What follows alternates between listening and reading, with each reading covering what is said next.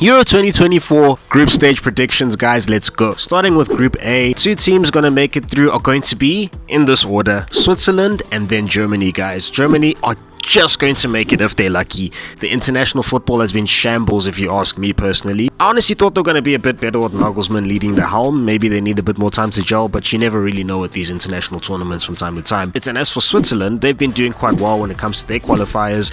They've been relatively consistent in terms of their international football. We saw how relatively okay they did in the previous World Cup, but that's pretty much all I have to go on. So yeah, I'm going to say those two guys, Switzerland and then Germany, by narrow margins. As for Scotland and Hungary, the only hope Hungary have is Szoboszlai as far as I'm concerned, and we'll see how well he does for that tournament. As for Scotland, yeah, guys, it might be a dark horse for them to make it through, to be honest. They might be a dark horse, but I just don't see them making it through despite the players that they have that we're all familiar with. Looking at McGinn, McTominay, maybe if he can pull up, Robertson and Billy Gilmore.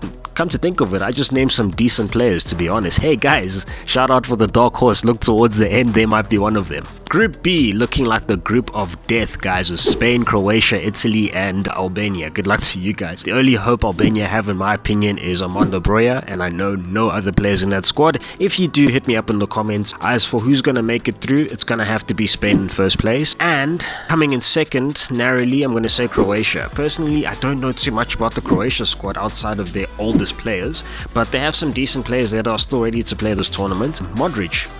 Yeah, Modric should be ready to play this tournament, to be honest. I don't know if there's going to be a nailed-on starter because he lost his place at Madrid and comes on, as an off-the-bench player nowadays. But who knows how it is for his country, guys. We got Brozovic there, we got Kovacic. Who knows? There actually might be a dark horse to take first place, in my opinion. But Spain have just got that depth, guys, to be honest. They have that youth in them in terms of Pedri. I'm not sure if Gavi and Pedri are going to play this, but I think Pedri's ready. Not sure about Gavi. Obviously, they have some decent players in Nico Williams, uprising star, dangerous winger. Look out for him, guys.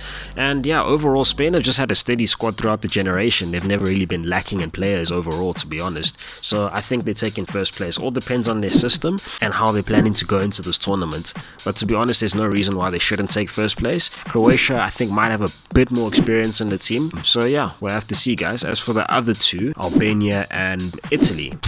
Guys, Italy are a bit of a disappointing squad in terms of international football. They've been doing horribly. We saw as in, winning Euros in one stage and not qualifying for the World Cup in the other. This time around, I honestly have a bit more hope for them, but at the same time, I honestly think they're going to fall flat and not even get out of the group stages. If they do, they might be a dark horse, but yeah, for me, they're not making it. As well as with Albania, they can try their best. We'll see if Armando Broja gets a couple of group stage goals, hopefully for the Chelsea Blues. But other than that, yeah, you're falling flat. Sorry, guys. Group C, Slovenia, England, Denmark, and Serbia, guys. For me, I honestly think that Slovenia is going to top the group.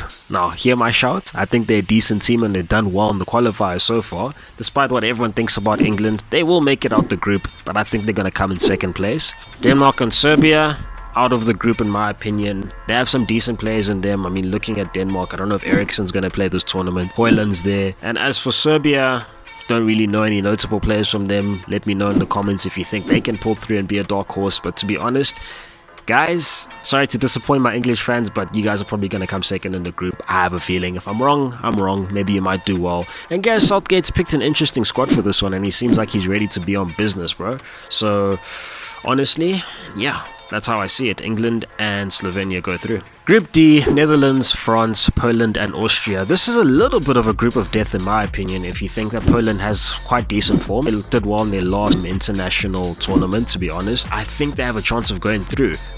But I'm still going to give it to probably Netherlands and France. Not in that order. France have to top the group. They've just got quality throughout. They've been one of the most consistent international teams since the previous Euros as well. They've made, consecutive finals of World Cups back-to-back, guys. So that's quite remarkable. This squad looks strong and healthy. Young players in their squad. Young, experienced players in their squad. And honestly, guys, who's going to top all these guys, to be honest? So we're looking at players like Mbappe, who just made a recent move to Madrid, guys. The new Madrid number 7. I don't know. Is he going to pull the number of Vinicius? You let me know. But I doubt it. He's going to be the number 9, probably. He's going to be the number 9. But yeah, guys, I don't see France losing their title. Honestly, they want to win, and I don't think that's much of a prediction. I think it's just a straightforward. As for the people coming up next to them, the Oranjes, guys, Netherlands, they are a bit of an underwhelming team at times. They have such a good squad a lot of the time, and they come in with a lot of noise, but they don't do that well generally. But they did do quite well in the previous international tournament with the World Cup, going out to Argentina, who eventually won the World Cup. But as for this tournament, they are getting out of the group stages, and we'll see how they perform there to see if they actually go further in terms of the quarters and the semis, guys. Group E with Ukraine, Slovakia, Belgium, Romania. Guys, this is going to be an interesting group, to be honest, and the team I think is going to top this group is probably going to be Ukraine, in my opinion. They've had some strong form in terms of their qualifiers, and that's pretty much I have all to go on. Only know 2 of the players in Zinchenko and Mudryk. There are probably some other really decent players there, since some of those players aren't really that experienced. And I honestly think the other group, that's the other team that's going to qualify, is going to be Belgium. It's going to have to be. They're a bit of an old team in terms of their golden generation. I mean, looking at players like Hazard, Lukaku, who's still playing, De Bruyne, who's still playing, but really not at their prime. Dries Mertens, guys like this kind of dropped out, but it's down to their younger players, such as young Doku, Mr. Shake the Leg, cut in merchant, let's go. He's pretty much the star player in this team. I never thought I'd ever say that in my life. I don't know where Thorgan Hazard is. You let me know in the comments, but that was a solid player as well. Tielemans is there. Axel Witsel's quite old, but he's still playing. So yeah, guys, this is an interesting one. I think they have enough to get out of the group at least.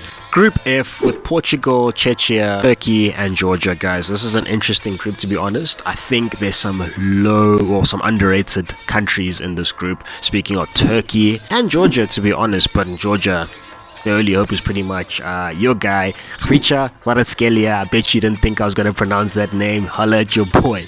But yeah, guys, to be honest, I think they're dropping out of this group first. Right behind him is probably going to be slim between Turkey and Czechia, but I honestly think Czechia is going to slightly drop out of this group, and then Turkey are going to be the dark horses to move forward in second place. With players like Arda Güler, guys, we have to give him a shot. Madrid's youth. Right there. Kabak, he used to be a Liverpool player, ex-Liverpool player. Hakan Şanahoglu, don't know if I pronounced that right, you let me know in the comments, but they got some really good players, and Turkey is actually an underrated place when it comes to football fans, guys. They got a crazy fandom there. I noticed it from the time Mourinho came in as the Fenerbahce coach and had a crazy reception, so shout out to you guys, you know what you're doing. First place has to go to Portugal. This is a team that has been quite decent in international tournaments, and they've had a flurry of players come through their ranks, guys, from young to old. Ronaldo's probably going to play his last international tournament, in my opinion. I think whether it starts or not, unknown, as he didn't start too many games in the previous World Cup. But we have players like Bruno Fernandes, Neto from Wolves coming up, obviously Bernardo Silva, obviously Diego Jota, obviously Rafael Leao.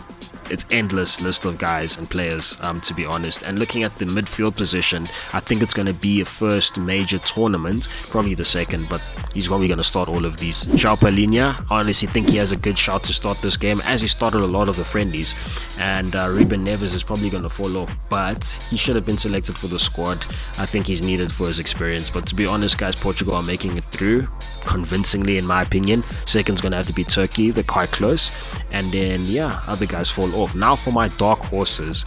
If other teams need to play in playoffs, and 3 are probably going to make it, if that's a possibility, it's going to be Czechia for me.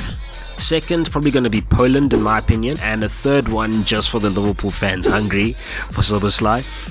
Those 3 might make it in terms of qualifiers. You let me know what you think, and let me know your opinion in the comments. Now we're going to do a nice little extra addition to this, guys, as for my prediction for the top goal scorer and the top assist in this tournament. Ooh, and the highest amount of clean sheets, guys. Top assist, in my opinion, is probably going to be Griezmann. I just have a feeling it might be him. Definitely a high provider, high work rates in terms of his capabilities on the pitch, and he's definitely a necessity for France, especially since he's dropped into a new position from the time I remember him playing and being the shining player and being the top goal scorer. He's kind of dropped into like a workman and a provider for the team, so I definitely think he's going to get the assists. In terms of the clean sheets, this is an interesting one. I would give it to Italy. They've been known for their defense throughout the years, but if they don't even make it out of the group stage, it's going to be kind of hard to get that top clean sheet rate. So this is a tough one.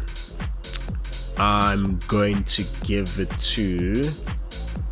You know what? I'm going to give it to you guys. Let me give it to England. I'm going to give it to Pickford. Jordan Pickford. He's going to be the highest clean sheet keeper, or keeper with the most clean sheets. And top goal scorer is a tricky one. There's a lot of candidates for this one, but I think a good one is probably going to be either between Mbappe, or depending on what kind of mood he's in for this tournament, or Harry Kane, in my opinion. So I'm actually going to give it to Harry Kane for this one. Yeah, Mbappe's going to come close, but it's going to have to be Harry. You let me know what you think in the comments. Be vocal, guys. Blue Bloods football, you know what it is. Peace.